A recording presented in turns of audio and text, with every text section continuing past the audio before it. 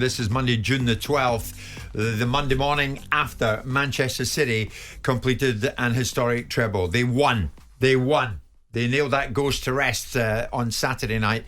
They won the Champions League by a single goal to nil against Inter Milan. Martin Keown alongside Simon this morning. Martin, on the footballing front, what do you think of Inter on Saturday night? I thought it did really well. Really well. I thought Xhaka up front was a little... I think Lukaku really should have started, Jim. If you look at since the semi-final, Xhaka hadn't really played too much. I think they were protecting him. Not sure if there was an injury. He went down with cramp, didn't he, after an hour? Lukaku looked... I know he had a couple of really good opportunities, which he must be still in pain watching it back, because he had great opportunities to score goals. But I like the way their tactics, the way that they pressed, their midfield, Barella in midfield, the distances they were covering, Jim, was ridiculous. Brozovic in there, their two wing-backs, locked on, aggressive, made it really difficult for City. Yeah. And in the end, I think they showed a lot of character, City, to get what they needed. Rodri with that really clever goal that he gets. Foden should have put it away outside, really, shouldn't he? What a wonderful turn he went on, and he couldn't slot it home. So, no, they were worthy winners, Jim. And Kevin De Bruyne pulling up, is that a result of too much football? We'll get to that later on this morning. Well, quite possibly. I mean, the hamstring he's been trying to nurse it. Yeah. You'd have had, the night and day they've been working on that, but it's not good news that he's pulled that. Hopefully, Jim, it doesn't require a surgery, and they can attend to it. But the start of next season is looming already.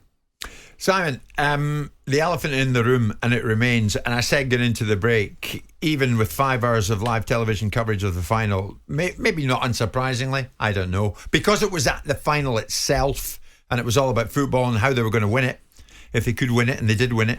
The 115 charges of FFP breaches, not mentioned once. Not mentioned once. Should the broadcasters be criticised for that, Simon? Was it the time to mention it? Was it the time to talk about it? Not really. I mean, you're commenting on a live football match. Why would you be then commenting on other aspects of Manchester City? This is about a game, an individual game in front of you. I think it's a little bit poor form to want to do that, and unless they're going to discuss it in detail and understand what they're discussing, what they're going to say. This is a side being built on alleged inappropriacy. This discussion is being had elsewhere. The charges have been brought against Man City. It's for them to answer them, and certain segments of other fan bases will turn around and constantly use it as a stick, and even if they manage to exonerate themselves, which they won't, then there will still be a section of of other teams' fan bases that will constantly say that they got away with something. And you're just saying they won't be able to exonerate themselves. I don't think they'll be able to exonerate themselves, because I think it's a very difficult set of charges that they've got to overcome, because some of it is based upon a subjective view of what sponsorship level should represent. I think in the period of 2018 to 2022, I think there's little doubt that Man City are a different operation in terms of their ability to be able to spend within their means, to meet their financial obligations, and to do it in a fashion which is slightly different than maybe they've done it previously. So I think the side that now exists is a side built upon a legitimate platform. I think there is an element of illegitimacy about the genesis of Manchester City, and it's been clearly proven, and Man City fans can get as upset as they want, but people of great influence don't take €60 million fines because it's an easier thing to do. They might, then that €60 million fine gets turned into 20 million for good behaviour. The idea that there is a witch hunt, if you say something that's not positive about a football club, then you have an agenda against them.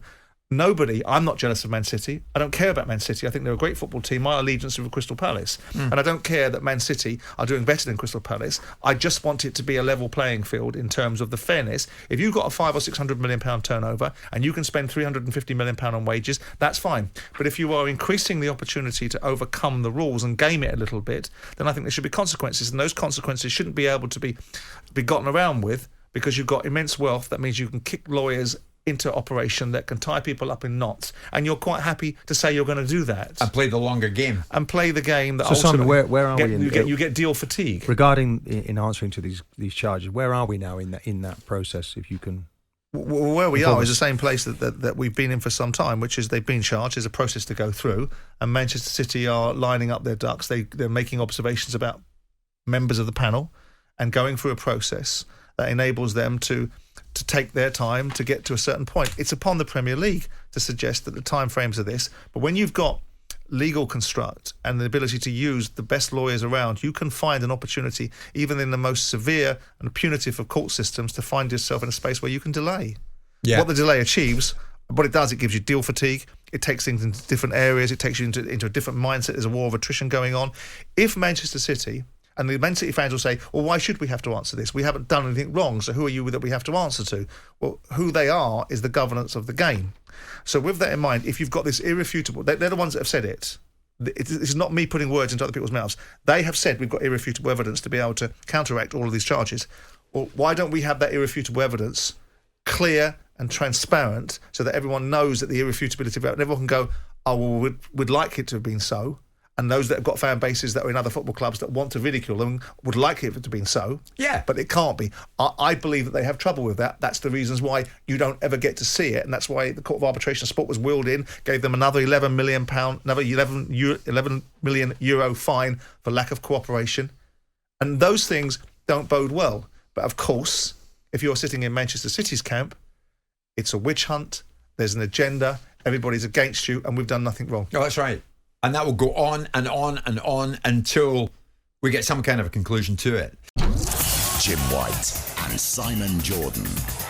Monday to Friday mornings from 10 on AM, on DAB, via the talkSPORT app and on your smart speaker. talkSPORT.